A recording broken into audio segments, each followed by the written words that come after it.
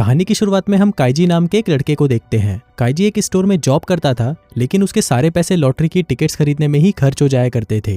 दरअसल काइजी की हालत बहुत ज्यादा खराब थी और वो सर से लेकर पैर तक कर्जे में डूबा हुआ था। फिर एक दिन काइजी यूं ही टहल रहा होता है कि तभी वहाँ पर कुछ लोग आते हैं और काइजी को दबोच लेते हैं। दरअसल ये लोग वो थे जिन्होंने काइजी को उधार दे रखा था और इन लोगों की बॉस थी एंडो। फिर एंडो काइजी को बताती है कि तुम्हारे एक दोस्त ने हमसे लोन लिया था, लेकिन अब वो फरार हो चुका है, पर क्योंकि तुमने अपने दोस्त की गारंटी ली थी, इसलिए अब जो लोन का पैसा है वो हम तुमसे वसूलेंगे। और सारा ब्याज जोड़कर ये पैसा लगभग 20 लाख येन हो चुका था। अब इतना बड़ा अमाउंट सुनकर काइजी घबरा जाता है, क्योंकि पहले ही वो कंगाल था और इसके ऊपर उसका और बुरा करने ये लड़की आ चुकी थी। काइजी उसे कहता है कि मैं तो पहले से ही कंगाल हूँ और मेरे पास कुछ है ही क्या जो मैं तुम्हें दूं। लेकिन एंडो को अपने पैसे वसूलने ही थे, इसलिए वो काइजी को एक गैम्बलिंग शिप के बारे में बताती है और कहती है कि अगर तुम यहाँ से जीत जाते हो तो तुम्हारा सारा कर्जा माफ कर दिया जाएगा। अभी सुनकर काइजी को थोड़ा रिलीफ महसूस होता है, इसलिए वो बिना ज्यादा कुछ सोचे रात होते ही उस शिप के ऊपर चढ़ जाता है। तभी वहाँ पर खड़े 2 गार्ड्स उसे शिप के अंदर ले जाते हैं, जहाँ पर पहले से ही बहुत से लोग मौजूद थे। दरअसल ये सभी लोग भी काइजी की तरह ही कर्ज में डूबे हुए थे और यहाँ पर अपनी किस्मत आजमाने आए थे।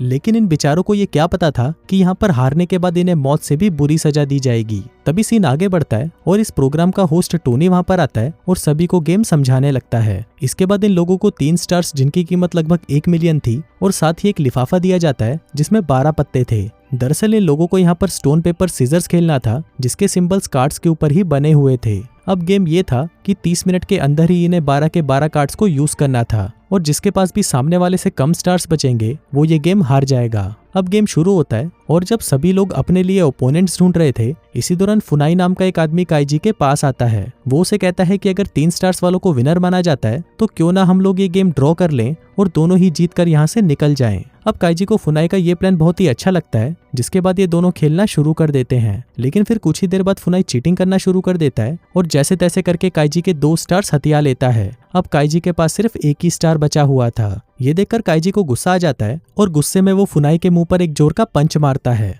तभी गुस्से में फुनाई भी सभी को बता देता है कि काइजी के पास आखिरी पत्ता सीजर्स का बचा है और अब कोई भी उसे हरा सकता है, जिस पर काइजी भी सबको बता देता है कि फुनाई के पास भी आखिरी रॉक कार्ड बचा हुआ है। मतलब सबको अब इनके पत्तों के बारे में पता चल चुका था, जिसके बाद देखते ही देखते वहाँ पर लड़ाई झगड़े शुरू हो जाते हैं। लेकिन तभी फुनाई सभी से कहता है कि हम सब मिलकर अपने पत्तों को फिर से डिस्ट्रीब्यूट करेंगे। अब सभी उसकी बात पर एग्री हो जाते हैं और उसे अपने पत्ते दे देते हैं। उधर काइजी को एक घायल आदमी मिलता है जिसका नाम हीडा होता है। यहाँ काइजी हीडा से कहता है कि अगर वो उसके साथ टीम बना ले तो वो उसे जिता सकता है। अब हीडा काइजी पर विश्वास करता है और फिर ये दोनों भी फुनाई को अपना अपना कार्ड दे देते हैं। लेकिन यहाँ पर फुनाई चीटिंग करते हुए काइजी को उसी का ही कार्ड फिर से दे देता है और अपना कार्ड वापस अपने पास रख लेता है ताकि वो ये गेम जीत सके। फिर वो वापस काइजी के पास आता है और उसे अपने साथ खेलने को कहता है। काइजी भी उसे हाँ कर देता है, लेकिन वो उसे कहता है कि इसके बदले तुम्हें अपने 3 स्टार्स दाव पर लगाने होंगे, जिसके बदले मैं और हीडा भी अपने 3 स्टार्स दाव पर लगाएंगे। अब फुनाई उसकी बात मान जाता है और दोनों अपने अपने कार्ड्स नीचे रखते हैं।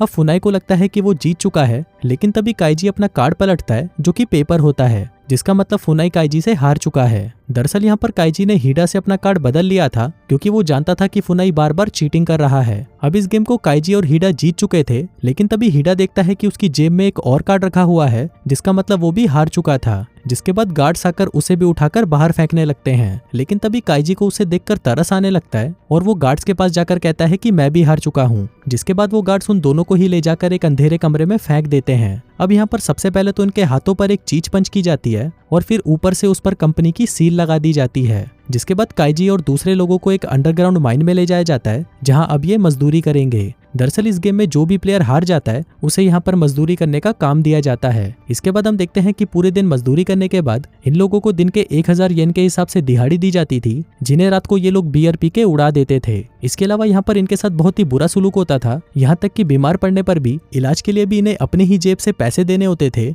जबकि ये लोग तो पैसे दिहाड़ी के वक्त ही उड़ा दिया करते थे, क्योंकि दिहाड़ी के वक्त ही वहाँ पर कैंटीन खुलती थी और ये लोग शराब में ही वो सारे पैसे उड़ा दिया करते थे। अब ये देखकर काइजी भी समझ चुका था कि अगर वो यहाँ पर पैसे बचा भी लेता है तब भी यहाँ से निकलना उसके लिए इम्पॉसिबल है, क्योंकि यहाँ पर उन्हें 14 साल तक रखा जाएगा। इसके साथ ही यहाँ पर उल्टा सीधा खाने और जहरीली गैसों की वजह से उन्हें बीमार पड़ना ही था। इसी दौरान एक डॉक्टर काइजी को बताता है कि अगर तुम यहाँ से बाहर निकलना चाहते हो तो तुम ब्रेव मैन रोड का सहारा लो, जो कि एक तरह का गेम है। अब काइजी और दूसरे लोग भी गेम खेलने के लिए तैयार हो जाते हैं, जिसके बाद उनकी आंखों पर पट्टी बांध के उन्हें ले जाया जाता है। फिर जब उनकी आंखों से पट्टी हटाई जाती है तो ये देखते हैं कि उन्हें एक बहुत ही ऊंची बिल्डिंग पर लाया गया है, जो कि एक तरह का गेम था। इसी दौरान वहां पर टोनी आता है और इन लोगों को 10 मिलियन का एक वाउचर देते हुए समझाने लगता है कि इन्हें एक बिल्डिंग से दूसरी बिल्डिंग पर रखी हुई एक छोटी सी लोहे की बीम पर चलकर जाना है, और अगर ये उस बीम को पार कर लेते हैं तो उन्हें पैसे देकर यहाँ से आजाद कर दिया जाएगा। लेकिन गेम तो ये था कि उन्हें इस बीम को हाथ तक नहीं लगाना, क्योंकि इसमें कई हजार वोल्ट का करंट दौड़ रहा था। वहीं सामने वाली बिल्डिंग में कुछ वीआईपीज बैठे हुए थे, जिन्हें इंडो दारू सर्व कर रही थी, मतलब कि ये लोग इन्हें मरता हुआ देखकर मजे लेने आए थे। अब वहां पर सभी लोग घबराए हुए थे,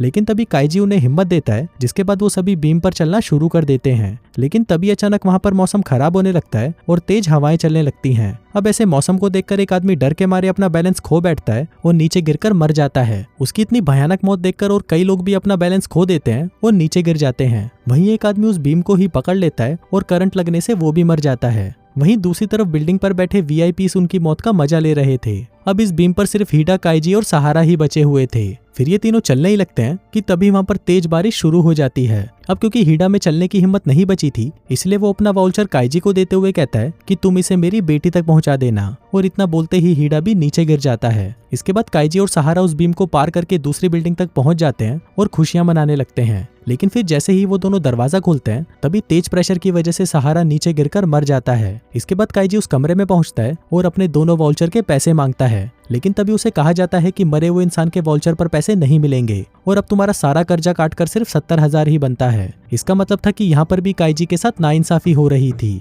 इसी दौरान वहां पर बैठा इस ग्रुप का चेयरमैन उसे पैसा कमाने का एक और मौका देता है। वो उसे कहता है कि अगर तुम चाहो तो टोनी के साथ कार्ड्स का गेम खेल सकते हो। काइजी इसके लिए तुरंत हाँ कर देता है, जिसके बाद टोनी उससे पूछता है कि तुम्हें कार्ड्स का कौन सा सेट चाहिए। दरअसल इस गेम में दोनों को 5-5 कार्ड्स मिलने वाले थे, जिनमें से 4 सामान्य लोग और एक बादशाह का होगा, और वहीं दूसरे के पास 4 सामान्य लोग और एक गुलाम का होगा। अब गेम के रूल कुछ इस तरह थे कि सामान्य लोग गुलाम को हरा सकते हैं और बादशाह सामान्य लोगों को हरा सकता है। वहीं गुलाम इतना ताकतवर है कि वो बादशाह को भी हरा सकता है, और अगर जो भी गुलाम वाला सेट लेगा उसे 10 लाख येन मिलेंगे। अब ये देखकर काइजी गुलाम वाला सेट ले लेता है। इसके बाद गेम शुरू होता है और शुरुआत की दोनों चालें ड्रॉ हो जाती हैं, क्योंकि दोनों ने ही पहली चाल सामान्य वाली रखी थी। लेकिन फिर अगली चाल में काइजी गुलाम चलता है, जिसके बारे में टोनी को पहले से ही पता चल जाता है, और वो काइजी को हरा देता है। अब इधर काइजी का दिमाग खराब हो चुका था और वो सोच रहा था कि ये बात टोनी को पता कैसे चली। इस पर टोनी उसे कहता है कि उसे लोगों के चेहरे पढ़ने आते हैं और वो चेहरा पढ़कर ही समझ जाता है कि लोगों ने कौन सी चाल चली है। अब इससे पहले कि टोनी को वापस उस माइन में ले जाया जाता,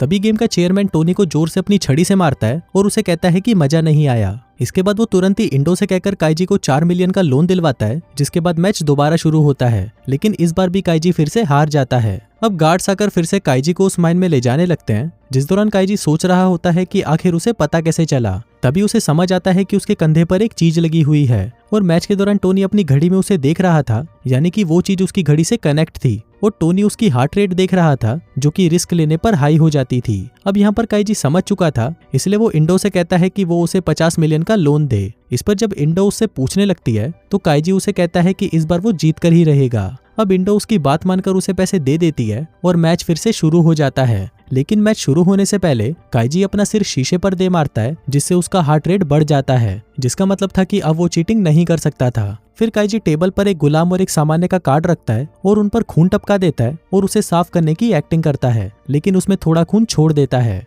अब यहाँ पर काइजी ये दिखाने की कोशिश करता है कि उसने गुलाम वाला कार्ड सामान्य वाले कार्ड से बदल लिया है। अब इस राउंड में पहले 3 चालें ड्रॉ हो जाती हैं, जिसके बाद काइजी खून लगा कार्ड आगे करता है और टोनी समझ जाता है कि ये गुलाम है। लेकिन वो कार्ड रखने से पहले सोचता है कि काइजी बहुत ज्यादा चालाक है और उसने पहले ही दूसरा वाला कार्ड बदल दिया था। अब टोनी उसकी चाल समझ जाता है और बादशाह वाला कार्ड फेंक देता है। अब टोनी को लगने लगा था कि वो ये गेम जीत चुका है, लेकिन तभी काइजी अपना कार्ड पलटता है और उसके ऐसा करते ही सभी लोग चौंक जाते हैं, क्योंकि वो कार्ड गुलाम वाला होता है जो कि बादशाह को हरा देता है। तभी हमें दिखाया जाता है कि काइजी ने कभी कार्ड बदला ही नहीं था। अब काइजी अपने दाव पर लगाए पैसों से 10 गुना ज्यादा यानी कि 500 मिलियन उठाकर इंडो के साथ वहां से निकल जाता है, जिसके बाद वो दोनों पार्टी करने लगते हैं और शर्त के मुताबिक यहाँ पर काइजी ने इंडो को 300 मिलियन दिए थे। लेकिन फिर जैसे ही काइजी बियर पीता है वो बेहोश हो जाता है, क्योंकि इंडो ने उसकी ड्रिंक में बेहोशी की दवा मिला दी थी। फिर जब काइजी को होश आता है तो उसकी जेब में एक चिट्ठी रखी हुई थी, जिस पर लिखा था कि तुमने मुझसे जो कर्ज लिया था उसका हर मिनट का ब्याज 30% था, जिसके हिसाब से उसका सिर्फ 28 लाख निकलता है, जो कि उसके लिए छोड़ दिया गया है। फिर सीन शिफ्ट होता है और हम हीडा की बेटी को देखते हैं, जो कि एक गैम्बलिंग बार में काम करती थी। तभी उसके लिए एक पार्सल आता है जिसमें कुछ पैसे थे,